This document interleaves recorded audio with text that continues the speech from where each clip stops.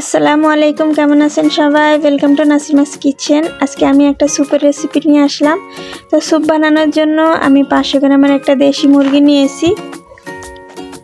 আপনারা চাইলে কক মুরগি দিয়েও এই স্যুপটা বানিয়ে নিতে পারেন। তো মুরগিটাকে আমি ছোট ছোট করে কেটে ধুয়ে খুব ভালো করে পরিষ্কার করে নিয়েছি।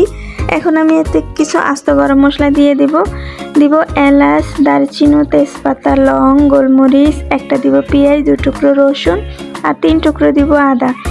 এখন আমি 1 পাতিল পানি দিয়ে মুরগিটাকে বয়েল করে নিব। তো পানিটা শুকিয়ে যখন আধা পাতিল হয়ে আসবে তখন আমি মাংসগুলো তুলে নিব।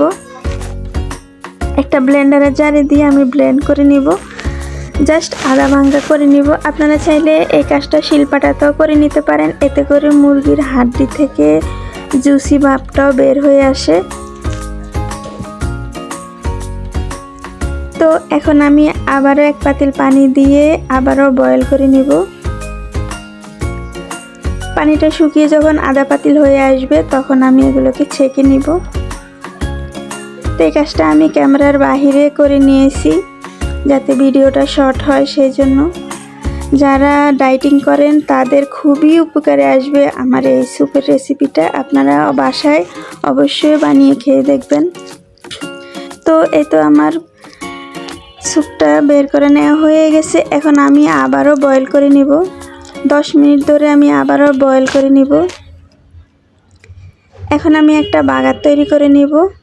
দিয়ে দিব মাখন, হাফ চা চামচ দিব মাখন, আর সামান্য কিছুটা দিব পেঁয়াজ কুচি। এতে করে মুরগির একটা বাড়তি গন্ধ স্যুপের থেকে আসে না, আর খেতেও দারুণ লাগে। তো পেঁয়াজটা যখন লাল লাল করে ভাজা হয়ে যাবে এই পর্যায়ে আমি দিয়ে দেব 1 চা চামচ স্যুপ। এতে করে পেঁয়াজটা গলে যায়, স্যুপের সঙ্গে একেবারে মিশে যায়, আর খাওয়ার সময় মুখেও লাগে না। দেখে বুঝতে পারছেন আমি কিভাবে তৈরি করে নিচ্ছি। তারপর আমি 1 মগ পরিমাণে স্যুপ ঢেলে দিব।